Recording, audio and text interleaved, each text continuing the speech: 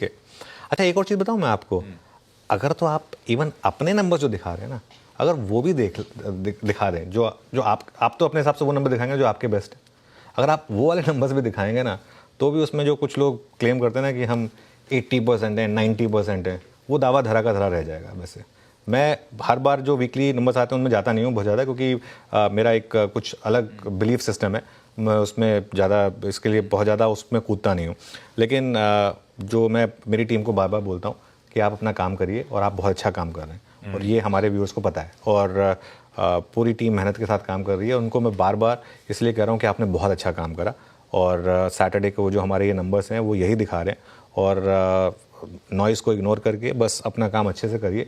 बाकी तो सब, जैसा भगवान श्री कृष्ण ने कहा था ना कि तुम अपना कर्म करो, बाकी रिजल्ट की चिंता मत करो, वो किसी और के ऊपर छोड़ दो।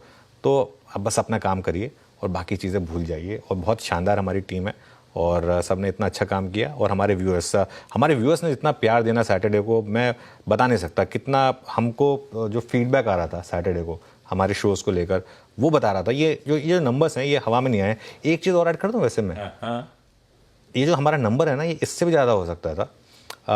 एक विद इन हमारे नेटवर्क में भी हमारी जो स्ट्रीम्स हैं वो इतनी ज़्यादा हिट हैं कि कुछ और लोगों ने भी उन स्ट्रीम्स को यूज़ किया, तो वो भी टेक्निकली उन नंबर्स को भी अगर आप चाहें तो टेक्निकली हमारे नंबर्स में ऐड कर सकते हैं वैसे, क्योंकि हमारी स्ट्रीम को उन चैनल्स पर भी प्ले किया गया था। तो खैर एनीवे जो भी है, लेकिन बहुत एक आई पॉपिंग नंबर था हमारा। इसके लिए सबका एक बार फिर से दिल से धन्यवाद। बिल्कुल ठीक। चलिए आज के ट्रेड पे फोकस करा जाए। इन हाउस टीम को भी दिखाता हूं। सुबह सुबह यतिन नजर आएंगे आपको। उनसे जानेंगे भाई ब्रोकरेजेस का क्या वर्डिक्ट आ रहा है हमारे यूनियन बजट पे। श्रेया से जानेंगे ब्रोकरेजेस कौन कौन से स्टॉक्स रडार पे रख के चल रही हैं। कंचन बताएंगे खबरों वाले स्टॉक्स, और वीरू बताएंगे एफएनओ पल्स। पहले लेकिन यतिन के पास वो बजट के बाद की बड़ी कहानी, ब्रोकरेजेस कैसे रीड कर रही हैं उस बजट को, उनका वर्डिक्ट क्या है। Yatin, good morning. Good morning. और क्लियरली अगर हम ब्रोकरेजेस की माने तो तीन अहम मुद्दे उन्होंने हाईलाइट किए हैं। सबसे पहले जो फिस्कल डेफिसिट सरकार का टारगेट है वो सराहनीय है। डाइवेस्टमेंट टारगेट ज़्यादा है, जिसके कारण पीएसयू स्टॉक्स पे थोड़ा प्रेशर रहेगा। केपेक्स फ्लैट रखा गया है, उसके कारण भी पीएसयू स्टॉक्स में जो रैली है यहाँ थोड़ा बहुत दबाव बनता हुआ नजर पड़ेगा। और क्लियर कट विनर है एफएमसीजी सेक्टर और पीएसयू बैंक्स, जहाँ काफ़ी अच्छी तरीके से ग्रोथ आ सकती है बजट के बाद। कोटक की अगर हम बात करें तो FY26 के जो यूनियन बजट हैं वो बॉन्ड मार्केट और कंजम्पशन के लिए बेहतरीन है। और ऑयल मार्केटिंग कंपनीज कहीं ना कहीं रिकवर आज नहीं कर पाएंगी, क्योंकि जो LPG की सब्सिडी है उस पर सरकार ने थोड़ी बहुत क्लैरिटी दी है, जहां OMCs को मुआवजा नहीं मिलेगा या अनुमान से कम मिलेगा, जिसके कारण ये सब स्टॉक्स प्रेशर में रह सकते हैं। JP मॉर्गन की अगर हम बात करें तो टैक्स पुश जो है सरकार की तरफ से हुआ है, जो टैक्स ब्रैकेट में बदलाव हुए हैं उस पर एक्सपेंडिचर साइड पर ज़रूर प्रेशर बनेगा, लेकिन अर्बन कंजम्पशन को एक बड़ा बूस्ट मिलेगा। बोफा का भी यही मानना है कि जो फाइनेंस मिनिस्टर हैं उन्होंने दोनों ही ग्रोथ और फिस्कल प्रूडेंस का जो है पाथ चुना है। इनक्रेड की बात करें तो प्रेफरेंस के लिए लार्ज कैप है। इनक्रेड के हिसाब से मिड कैप और स्मॉल कैप शेयरों में प्रेशर रहेगा, तो लार्ज कैप शेयरों के साथ बने रहिए। Britannia, hero MotoCorp, Maruti Suzuki जैसे काउंटर्स उनको पसंद है, और ईयर एंड का निफ्टी टारगेट उनका है 23,260। CLSA की बात करें तो उनको लगता है कि Modi basket of PSU stocks थोड़े बहुत प्रेशर में रह सकते हैं। स्टेपल्स पे ओवरवेट हैं, हालांकि जो इंडस्ट्रियल्स हैं, कैपिटल गुड्स हैं, यहाँ CLSA अंडरवेट बन के चल रही है। और कंजम्पशन जो है वो रिन्यूड एरिया ऑफ फोकस है, जहां उनको लगता है बेहतरीन तरीके से तेजी हो सकती है। बिल्कुल क्लियर है भाई साहब। कंजम्पशन खास तौर पे अर्बन कंजम्पशन, उस पे फोकस करिए। इंडस्ट्रियल्स, केपेक्स थोड़ा सा डिसअपॉइंटमेंट स्लाइट हो सकता है, पर इस समय लार्ज कैप्स वुन पॉकेट पे, उस पर अपन ने सबने चर्चा, अभी शुरू में चर्चा हुई है। लार्ज कैप्स अट्रैक्टिव लगते हैं ब्रोकरेजेस को। श्रेया, स्टॉक्स कौन से रडार पे?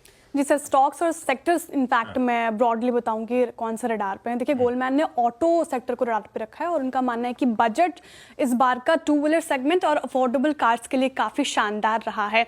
इनफैक्ट आप देखेंगे टू व्हीलर सेगमेंट में मंथली अब लोग 10 टू व्हीलर सेगमेंट में 7.5 के तक लोग बचा पाएंगे EMI पे। अफोर्डेबल कार्ड में 10,000 तक की बचत होगी लोगों की। साथ ही आप देखेंगे तो TVS मोटर, हीरो मोटोकॉर्प, साथ ही आयशर मोटर्स, बजाज ऑटो और मारुति सुजुकी को गोल्डमैन ने अपने रडार पर रखा है। साथ ही उनका मानना है कि गवर्नमेंट कैपेक्स की वजह से अशोक लीलैंड भी आप थोड़ा रडार पर रखें। अब इन्वेस्टेक ने इंडियन कंज्यूमर गुड्स के ऊपर अपनी राय रखी है। उनका मानना है कि जो बजट था वो अर्बन कंजप्शन के लिए काफ़ी ज़्यादा शानदार था। इसके साथ ही रूरल कंजप्शन को भी इससे सपोर्ट मिलेगा। कौन से स्टॉक्स रहेंगे रडार पर, तो GCPL, मैरिको, ITC को बाई कॉल की रेटिंग दी गई है इन्वेस्टेक की तरफ से। साथ ही नेस्ले और ब्रिटानिया को भी फायदा होता दिखेगा, तो ये दोनों स्टॉक्स भी आप अपने रडार पर रखें। साथ ही डिस्क्रेशनरी सेगमेंट में देखेंगे तो रैडिको खदान, यूनाइटेड स्पिरिट्स और यूनाइटेड ब्रिवरीज भी आपको अपने पोर्टफोलियो के लिहाज से रडार पे रखना चाहिए। साथ ही टिकट कंजप्शन, मतलब छोटे छोटे कंजप्शंस के लिहाज से कौन से स्टॉक्स फोकस में रहेंगे, तो नाइका, टाइटन और सफायर फूड्स भी आपको अपने रडार पर रखना चाहिए।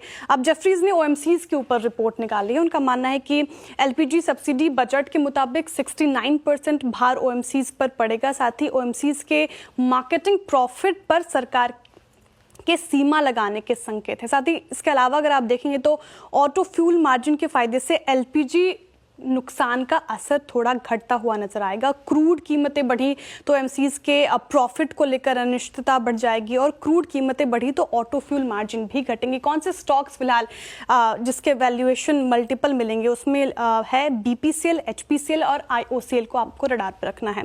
इसके अलावा ITC पर भी रिपोर्ट है। जेफरीज और मॉर्गन स्टैनली ने रिपोर्ट निकाली है, और मॉर्गन स्टैनली ने 16% अपसाइड पोटेंशियल रखा है। उनका मानना है कि जो बजट रहा और पर्सनल टैक्स को लेकर जो कटौती की गई, उसके साथ ही जो अर्बन को बूस्ट, कंजप्शन सेगमेंट को बूस्ट मिलेगा, उससे ITC को बहुत ही फायदा होता दिखेगा।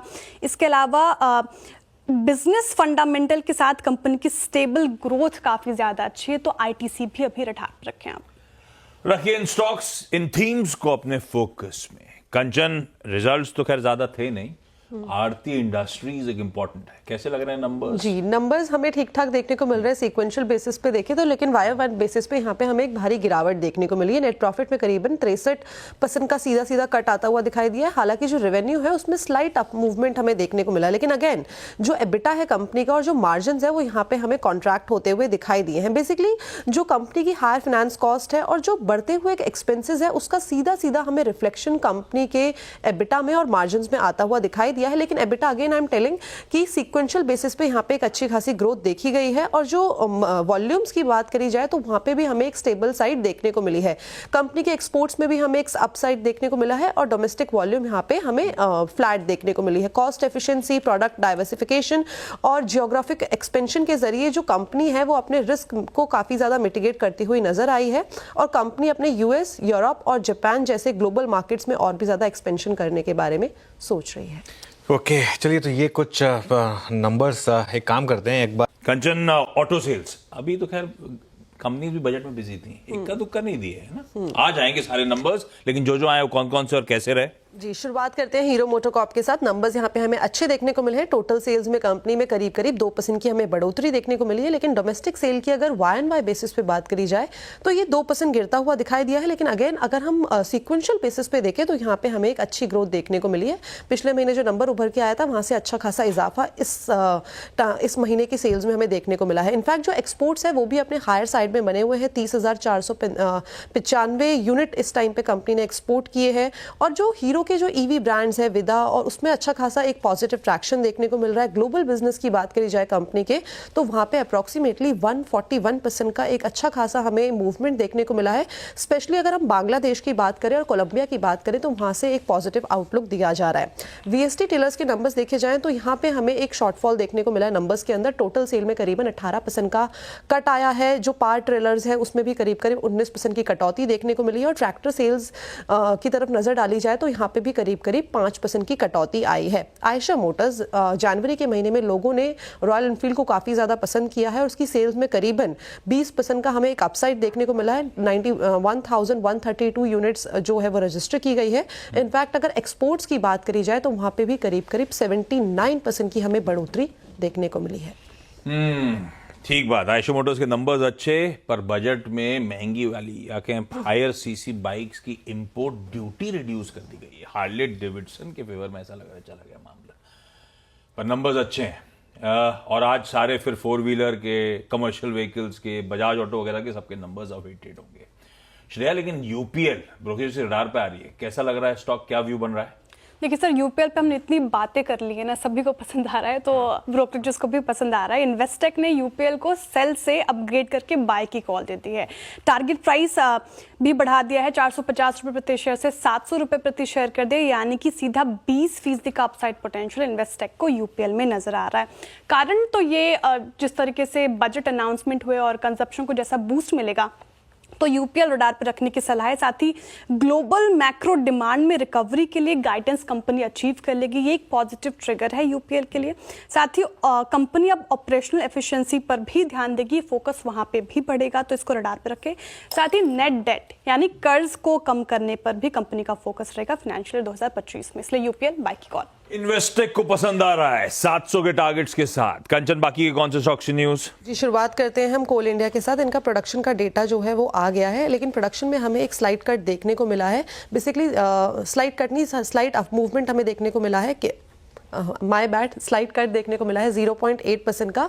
और कंपनी के जो 5 सब्सिडरी है उनकी अगर प्रोडक्शन रेट की बात करी जाए तो वहाँ पे काफ़ी ज़्यादा डाउनफॉल आया है। साथ ही साथ कंपनी का ये भी कहना है कि जो आने वाले 2 महीने बचे हैं वहाँ पे कंपनी को 207 मिलियन टन का जो प्रोडक्शन है वो अचीव करना होगा, तभी जाके जो फिस्कल ईयर 25 है जो उसकी प्रोडक्शन के लिए गाइडेंस दी गई थी वो जाके हमें पूरी होती हुई दिखाई देगी। मॉयल को रखना होगा यहाँ पे क्योंकि अपडेट्स आ गए हैं। करीब करीब 1.6 लाख टन मैग्नीज ओर का कंपनी ने प्रोडक्शन किया है। सेल्स की बात करी जाए तो 17% का हमें यहाँ पे इजाफा देखने को मिला है। एक्सप्लोरेटरी कोर ड्रिलिंग भी करीब करीब 10% यहाँ पे बढ़ती हुई दिखाई दी है। और कंपनी ने बताया जो मैग्नीज का कंटेंट है वहाँ पे भी करीबन 44% का अपसाइड, और उससे ज्यादा वाले जो ओर की कीमतें हैं वहाँ पे हमें करीबन 3.5% की बढ़ोतरी देखने को मिली है। ल्यूपिन को रखना होगा रडार में बिकॉज यूएस एफडीए ने इनकी सोमरसेट फैसिलिटी की जो इंस्पेक्शन है उसको बिना किसी ऑब्जर्वेशन किए क्लोज कर दिया है। हैप्पीएस्ट माइंड बिकॉज कंपनी ने गैव्स टेक्नोलॉजीज की जो मिडल ईस्ट बिजनेस यूनिट है उसको 100% एक्वायर करने के लिए शेयर परचेज एग्रीमेंट साइन कर लिया है। 3 कंपनीज यहाँ पे हैं गैव्स टेक्नोलॉजीज की दुबई में, ओमान में और साथ ही साथ सऊदी अरेबिया में। रखिए इन सारे स्टॉक्स को रडार पे। श्रेया, एक 5 स्टार को बढ़िया रेटिंग आ गई क्या? जी बिल्कुल, आइए नोमुरा ने बाय की कॉल दे दी है। टारगेट प्राइस देखेंगे आप तो 870 रुपये प्रति शेयर कर दिया 5 स्टार फाइनेंस को नोमुरा ने।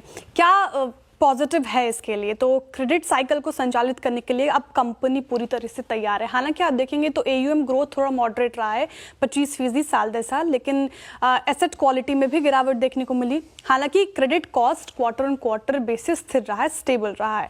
मार्जिन भी क्वार्टर ऑन क्वार्टर थोड़ा सा कॉन्ट्रैक्ट हुआ है, थोड़ा सा ये नेगेटिव हो सकता है कंपनी के लिए, लेकिन कॉस्ट रेशियो हेल्दी रहा है, इसलिए बाय की कॉल नोमुरा की तरफ से।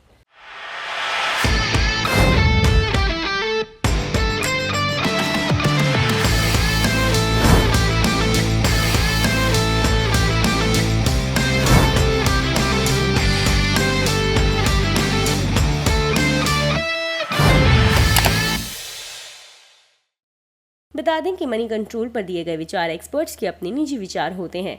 वेबसाइट या मैनेजमेंट इसके लिए उत्तरदायी नहीं है। यूजर्स को मनी कंट्रोल की सलाह है कि कोई भी निवेश निर्णय लेने से पहले सर्टिफाइड एक्सपर्ट की सलाह लें।